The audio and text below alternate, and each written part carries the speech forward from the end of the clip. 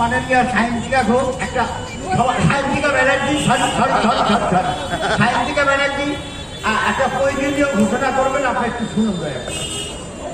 আমি যেতে গিয়েও যেতে পারলাম না, রয়ে গেলাম, সকলকে আটকে দিলাম।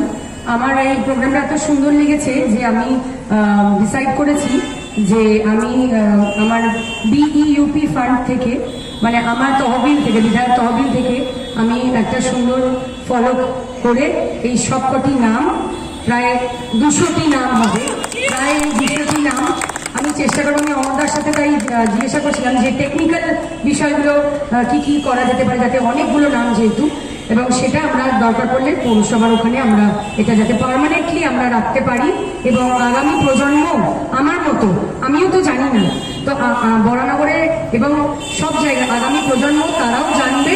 তো আমি চেষ্টা করব আমার তরফ থেকে একটা ছোট্ট প্রচেষ্টা তাদের সম্মান জ্ঞাপন করার জন্য। ধন্যবাদ। আমি একটা ম্যাডামকে অনুরোধ করছি, এলাকা প্রচুর লোক যাতায়াত করে, এই ফলকটা বড় জায়গা ওখানটায় লাগানো সবাই দেখে।